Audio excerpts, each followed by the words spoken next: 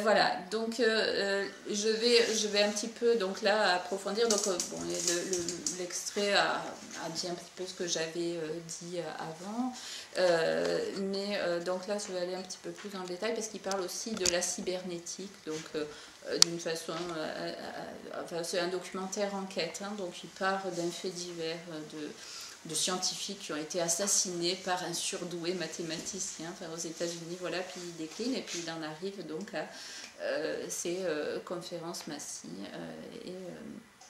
Voilà. Enfin, avant ça, il fait le lien, donc il arrive à faire le lien entre l'informatique, la science et le mouvement hippie et les artistes en fait. Et il y a eu une collusion aussi à ce niveau-là des universitaires qui ont payé des artistes pour étudier ce que faisait le LSD et différents types de drogues sur la créativité. Donc ils appellent ça un système ouvert, donc où il n'y a pas de censure grâce à la drogue, et ils ont fait tout un ensemble d'expérimentations avec ces artistes-là. Voilà. Donc je vous recommande de voir ce documentaire, c'est assez intéressant sur les bases justement de l'informatique et de tout un ensemble de choses. Alors la cybernétique c'est quoi? Alors donc l'origine c'est Norbert ils disent Wiener. Donc le livre de base c'est celui de 1948, mais les conférences massives ont commencé un peu avant, en 1946, donc il avait déjà écrit certaines choses, et puis même son travail donc, sur les missiles anti-aériens, donc déjà c'était les bases de cette théorie qui s'élaborait. Donc en l'étymologie, donc ça vient du grec, hein, ça veut dire piloter, gouverner. Donc c'est une discipline qui permet de gouverner et de piloter. Et c'est une science donc, qui permet donc le contrôle des êtres humains et des machines.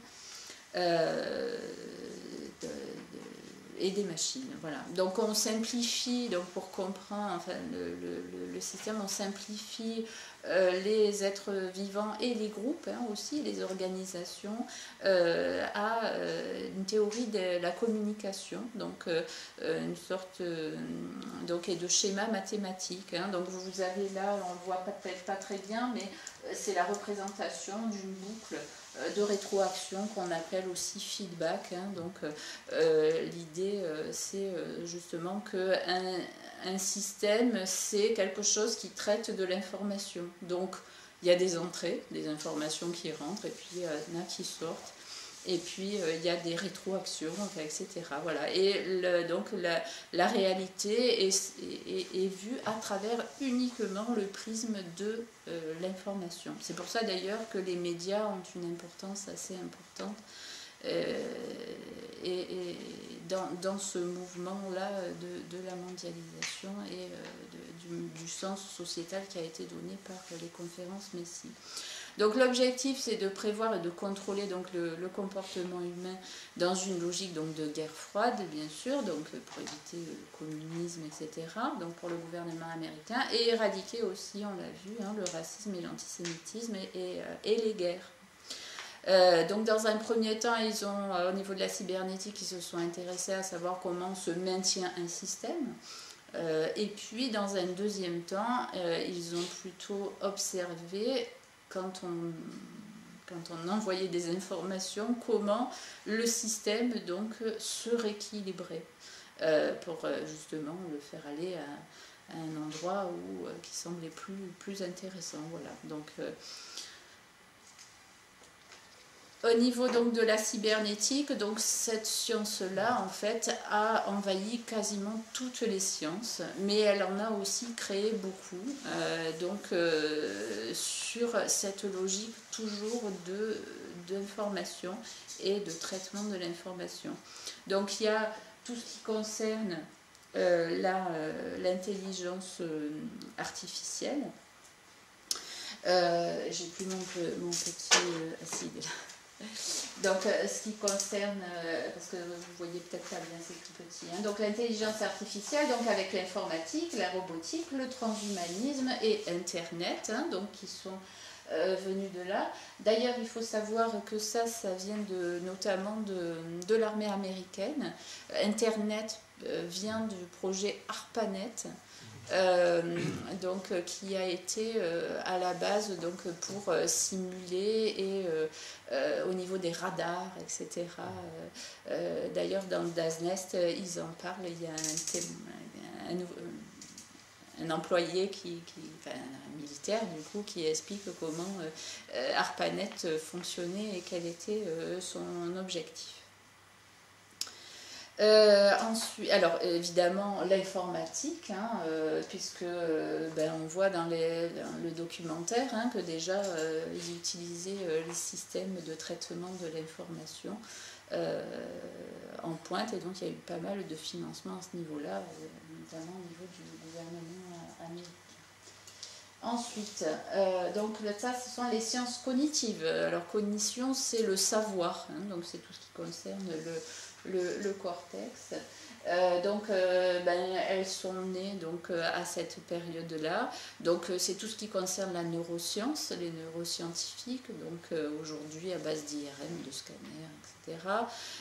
Mais il y a aussi la linguistique qui s'est mise, la linguistique cognitive, la psychologie cognitive aussi, donc comment on traite l'information, comment le cerveau traite l'information, la philosophie aussi de la cognition, et puis même l'anthropologie, hein, voilà, donc, qui s'en sont inspirés.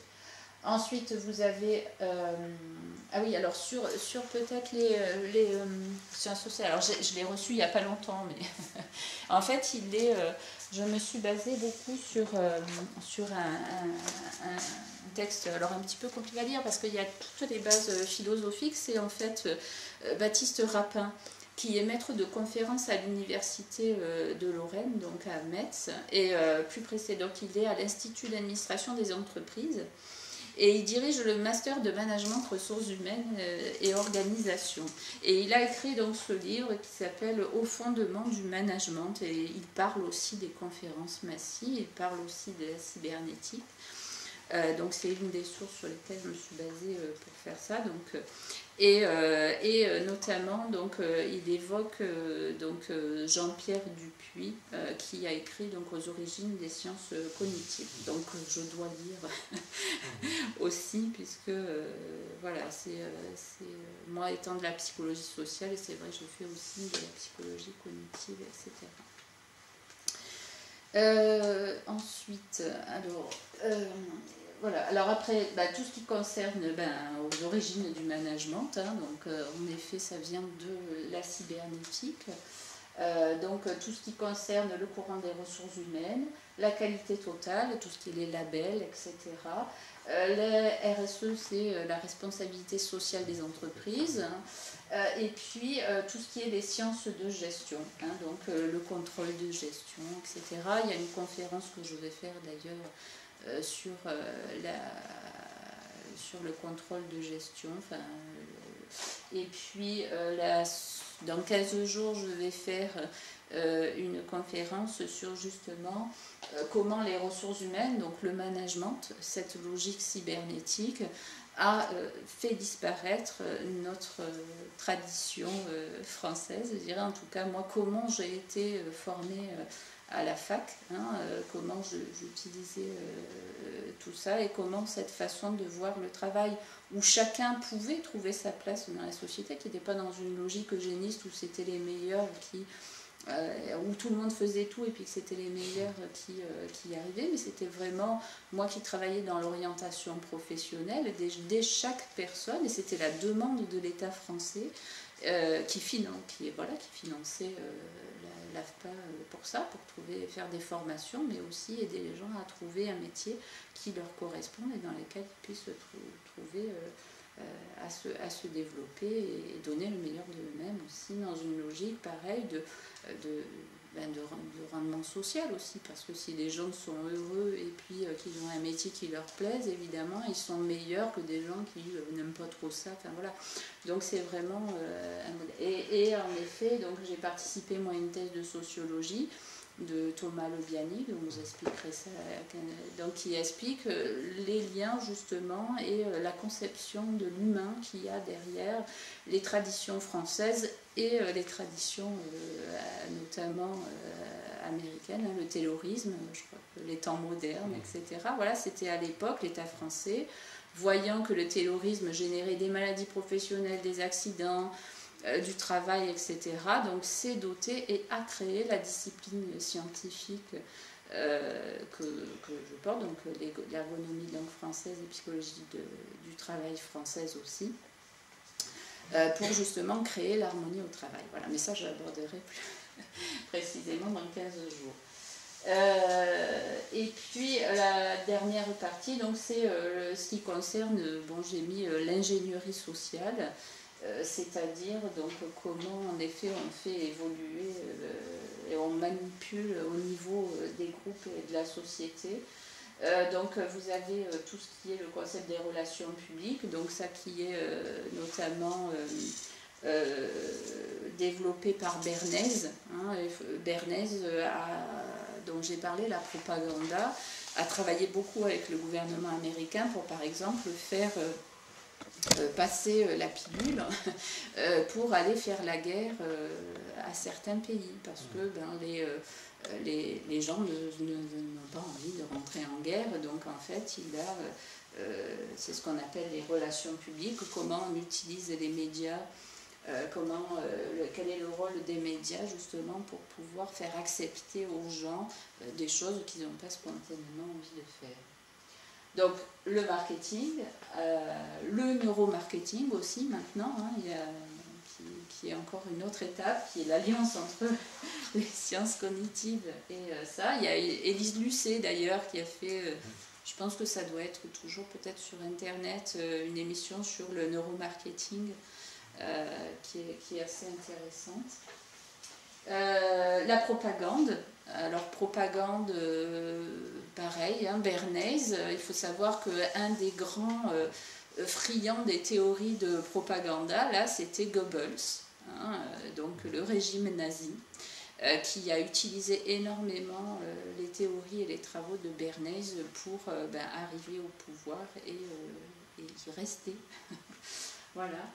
Et puis vous avez aussi les stratégies de choc, alors ça qui est plus du documentaire dont je vous ai parlé tout à l'heure de Naomi Klein, et comment pour faire accepter au peuple de libéraliser leurs services publics ou autres, donc de libéraliser les marchés, etc. Donc qu'il y ait des chocs qui soient infligés. En tout cas, c'est le moment le plus propice pour le faire. Voilà. Donc au niveau de la cybernétique. Alors pour conclure ce chapitre-là, pour être un peu plus concret, parce que c'est vrai que là, alors du coup la cybernétique c'est quoi? On ne parle plus de la réalité des choses, donc on ne parle plus de gouvernement, on ne parle plus d'énergie, ni de force, ni de solide, ni de tension, ni de motivation, ni d'accumulation, ni de stock, ni de production, mais on parle de mouvement, donc on parle de gouvernance. On parle de circulation, on parle d'information, de flux, de liquide, de mobilité, de connexion, de système, de rétroaction et de réseau. Voilà.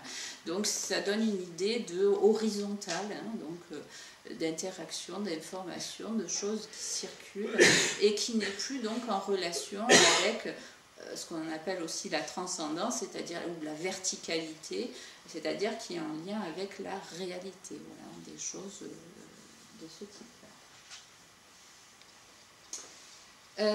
Ensuite, donc le cerveau, donc comme tout système du coup et aussi les machines et les animaux, donc est conçu donc comme une boîte noire. On ne s'occupe pas de ce qu'il y a dedans, mais on s'occupe de ce qu'il échange, puisque c'est un système qui échange des informations. Donc qu'est-ce qui rentre et qu'est-ce qui sort,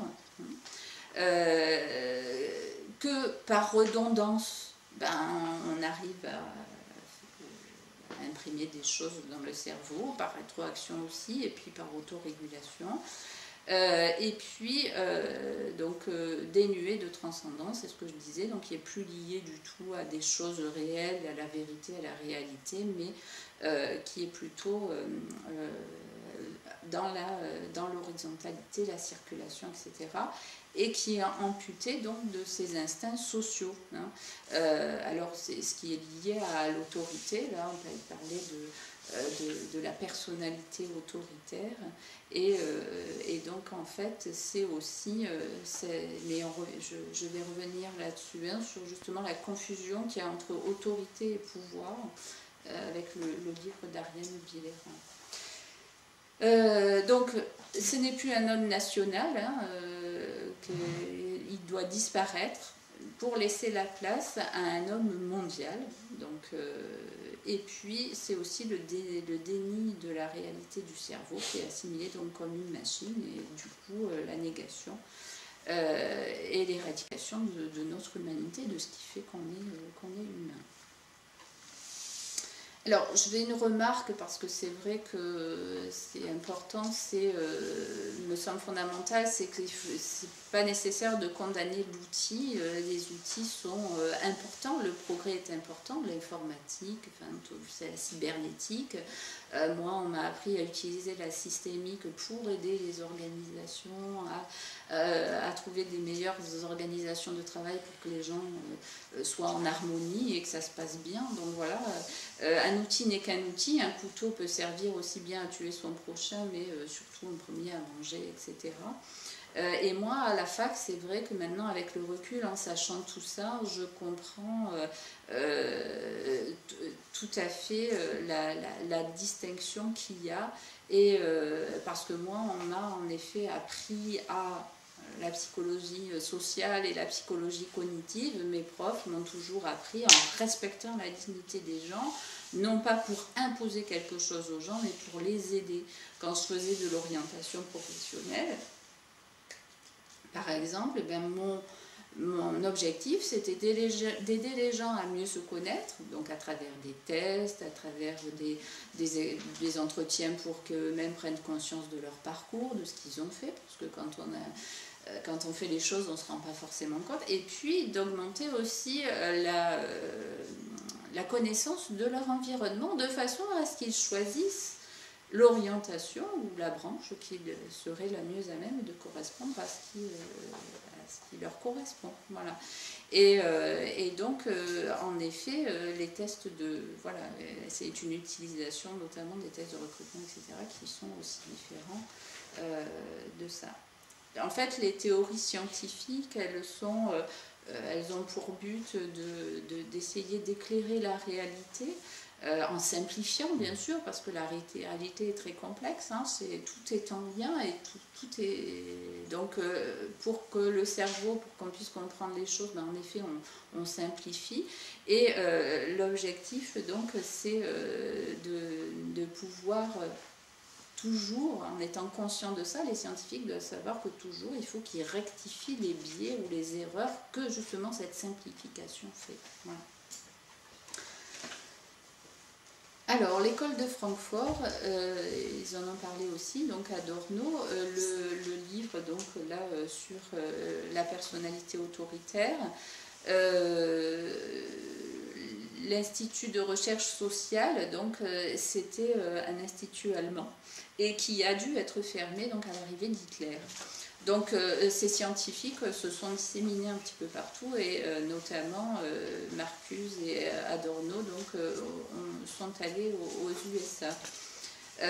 Donc par la théorie, alors ils ont mis en place une théorie critique, ils ont pris le total contre-pied en fait de la science qu'ils estimaient bourgeoise, et qui pour eux justifiait leur existant, qui était le capitalisme, parce qu'en fait ils se basaient sur les idéaux enfin en tout cas les principes marxistes, et aussi de l'émancipation des Lumières. Alors, la personnalité autoritaire, donc, qui a été écrite en 1950, donc c'est une étude sociologique donc, des Américains, américains, et qui répondent donc à la demande du comité juif américain donc, de déterminer les causes scientifiques des préjugés religieux et raciaux, donc tout ce qui est antisémitisme chez notamment les ouvriers américains. Et cette étude, donc, comme je le disais, a été... donc là, vous avez donc Ottenheimer, donc à gauche ici, c'est Ottenheimer, et ici, c'est Théodore Adorno. Donc les conférences ici. En laser, c'est mieux parce qu'on voit pas. Vous voyez pas la flèche. Ah oui, c'est vrai, vous voyez pas la flèche. Donc ici, donc c'est Oppenheimer, et là, donc c'est Adorno, celui qui a écrit le livre là que je vous montrais tout à l'heure sur la personnalité autoritaire. Alors, le contenu de cette étude sur l'autorité. Alors, pour eux, donc, comme l'a dit l'extrait, je crois, la cause de l'antisémitisme, c'est dans la matrice autoritaire de l'homme et du modèle patriarcal, donc, qui sont les clés donc, pour le fascisme et les régimes autoritaires en général. Donc tout ça se développe par l'éducation et par la tradition.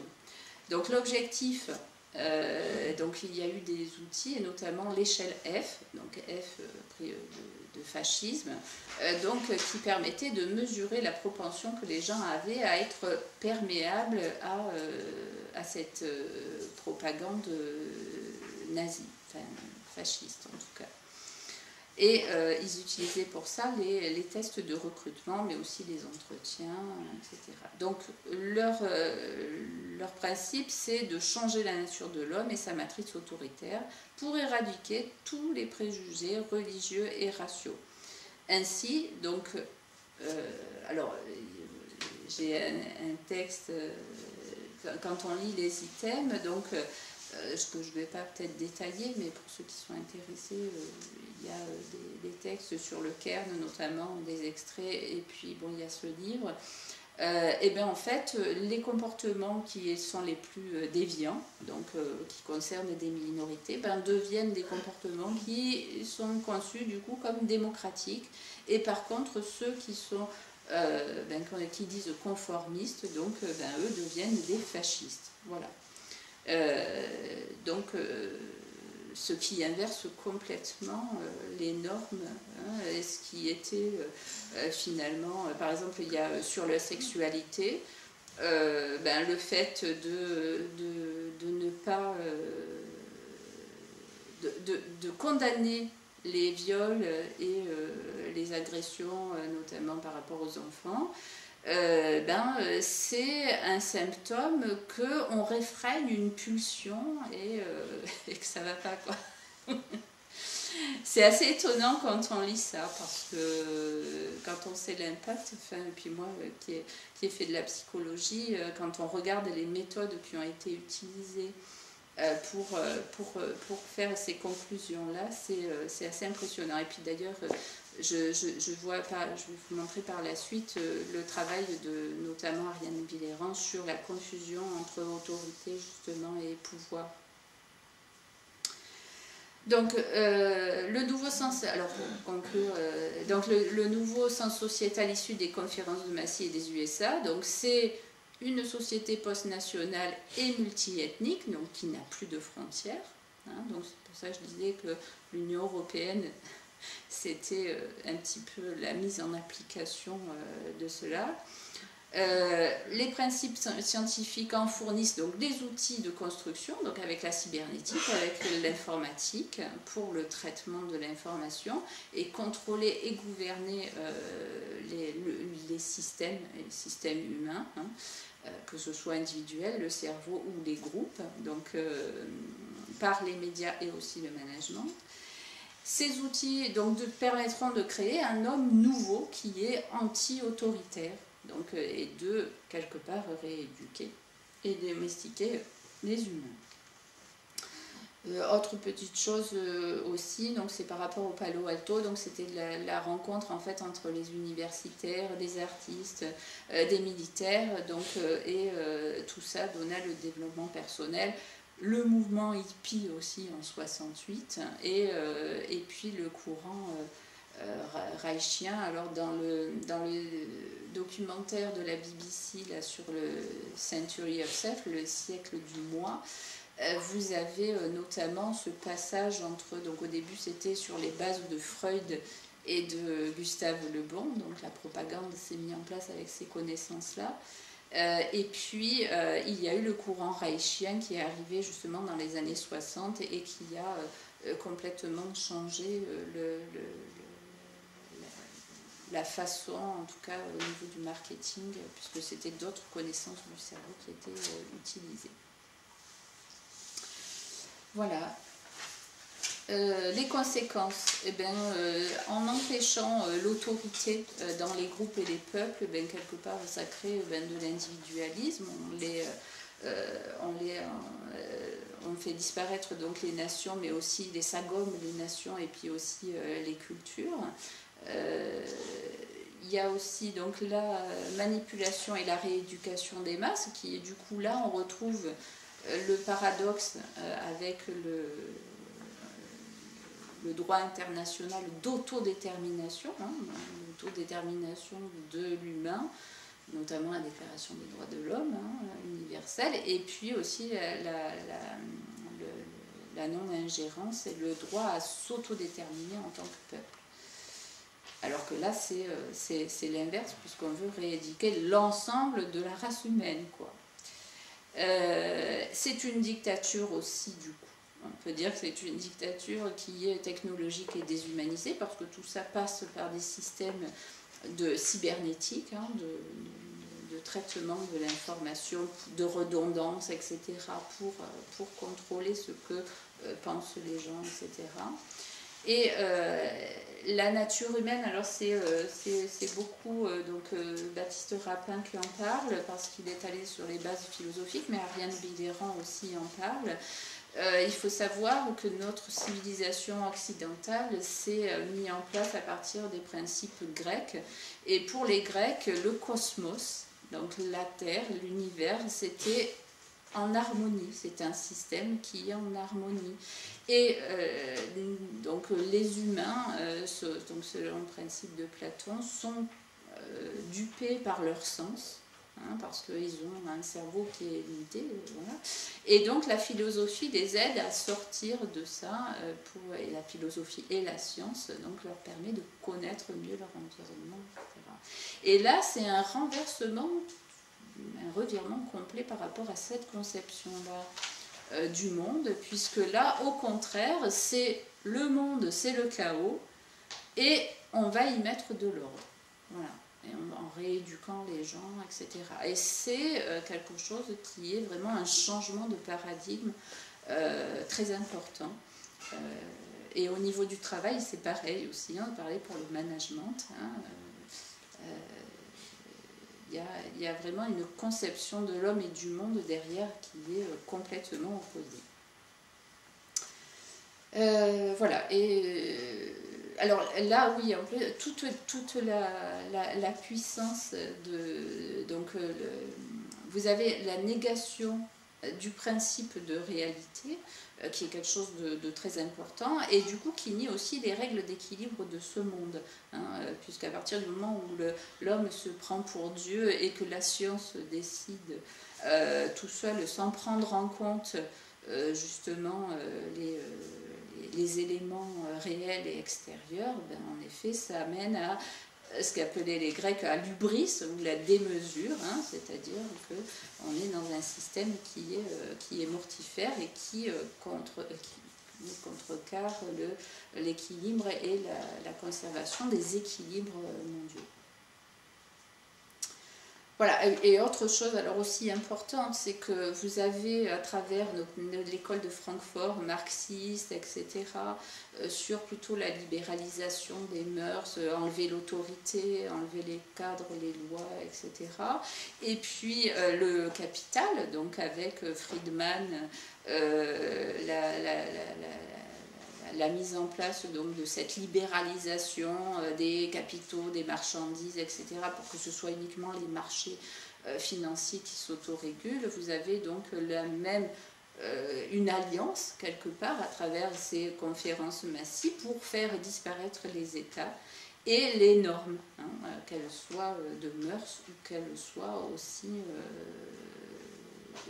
légales au niveau des capitaux, etc. ou du travail. Et c'est ce que dit d'ailleurs Jean-Baptiste Rapin aussi sur justement en fait que c'est quelque part un peu les pièces, les deux faces de la même monnaie.